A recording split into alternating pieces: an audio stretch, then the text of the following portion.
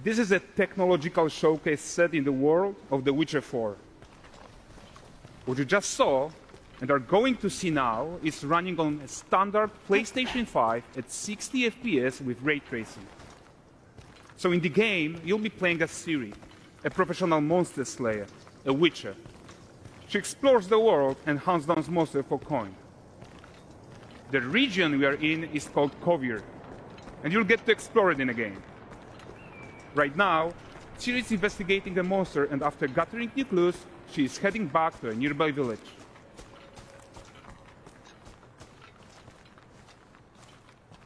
All right, everyone, meet Kelpie. Let weeds be weeds, Kelpie. So just like Geralt had Roach, Ciri has her own loyal companion. We return to town. These two characters need to feel like one. Since you're gonna explore the world on horseback, riding needs to feel seamless, natural, and just fun. Yeah, and to support that, we're introducing multi-character motion matching in Unreal. So Ciri and Kelpie, they're perfectly synchronized when mounting from any angle and speed. And we also support root motion movement on Kelpie, so controlling her feels realistic and grounded. And there are also some really nice improvements to our Unreal Chaos Flesh Solver and these machine-learned deformations. So you've got realistic muscles moving and stretching under Kelpie's skin without compromising the performance there.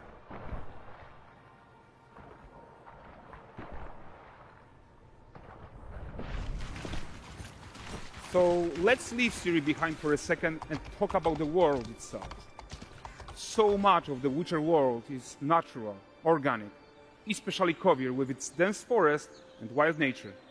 Yeah, and wild nature is hard. And with nanite geometry, we've freed artists from so many of their old constraints. But we don't want to rest until everything we do in Unreal has that same spirit of freedom. There's always more work to do. And foliage is a huge piece of that puzzle. So we are excited to introduce nanite foliage. And in order to achieve gorgeous foliage density everywhere, while still being memory efficient, fast to render, we believe that a new idea was needed. So instead of the same card approach we've been using for the past 20 years, artists should be free to take a nanite approach to foliage, modeling every single leaf and pine needle. And the old LOD tricks of the past, they needed a complete rethink. And in their place, it's a new adaptive voxel representation in nanite. It's volumetric, it's fully 3D, it is super fast to render.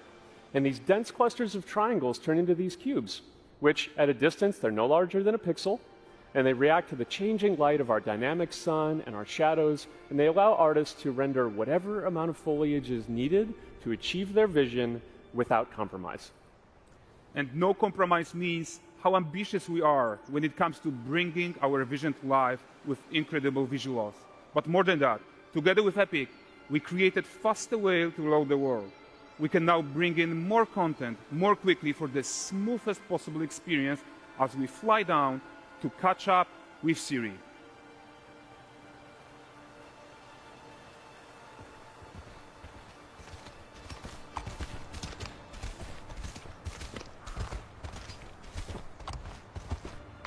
Welcome to Valdrest. So Valdrest is a port town, a hub for fishing, trade and mining.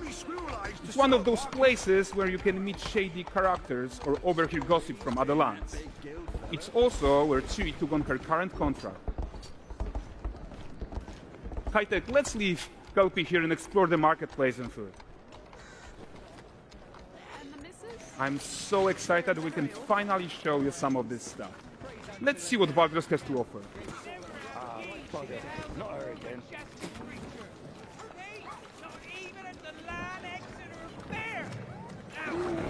Nine gazes while I present him with a fish. For the furry rascal will often wait, and the bear's weight grants good fortune. For this feat,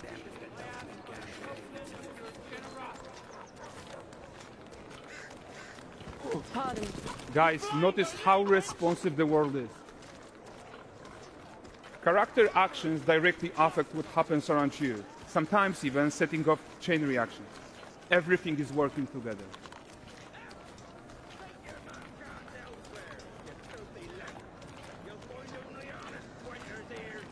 Oh, look at this poor gentleman being taught how to fly by an angry innkeeper. That's what happens when you cheat at Gwent. Last of it, is it?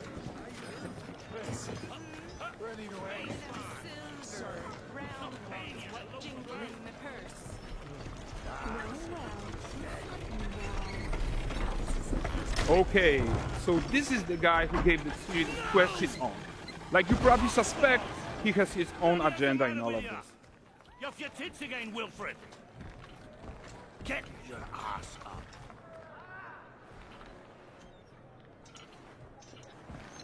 A typical day's toil. Who in? With Churess. What news of my wagons? No eternity is taking that damn salt to arrive. I found them. And, well, suffice to say, they'll not reach you. As for the salt, I found not one speck. I presume this comes as no surprise to you. Now. Kavir's smuggling trade is of no concern to me. Shush, shush, shush. The manticore that flattened your cart and devoured your men? Quite the opposite. Manticore? No, them winged hellspawn dwell in the arse end of Creighton. While Siri decides what to do about that merchant, let's take a look at the character technology that powers this marketplace. Why don't we listen in on these fishmongers? They're selling their wares, chatting up customers. Morning, catch this is. Won't find none fresher. Reckon me lady's after one of them. Get this kind of got it for you. You mind, dearest? Into seeing some and more. Got mackerel cod, all Braxton's finest. And there is tons of tech at play here, even in this simple market stall. Metahuman tools, improved Unreal smart objects, chaos cloth, and more. Yeah, and all of this exists to make sure that the gap in quality between Siri and NPCs is as small as possible. Yeah, and closing that gap, it's not just about fidelity, right, but also authenticity. They should react to changes in the world around them. But the prisoner in pillory isn't exciting enough for Valdrest. Let's grab everyone's attention with a circus.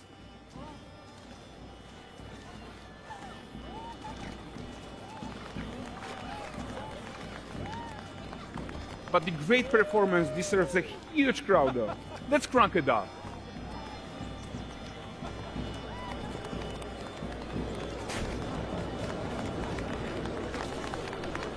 So you are seeing tons of optimizations here to many of Unreal systems, including an entirely new Unreal animation framework, allowing us to fit easily in our 60 FPS budget, not just in rendering, but also with room to spare on the game thread. Over 300 animated skeletal mesh agents all going about their business. And the whole point is to leave breathing room for developers like you to introduce the gameplay and the systems that your players expect, empowering you to make your worlds come to life without Unreal standing in your way. You are right. And that's the open world RPG that we're making. But before we wrap up, how about one final check-in with Siri?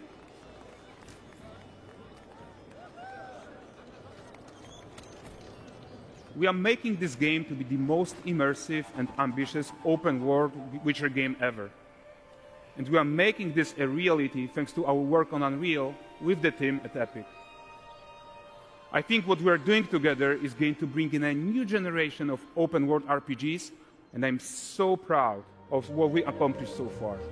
We are too. So we're almost done, but before we go, here's a small gift for all Witcher fans. A first look at Lanexeter.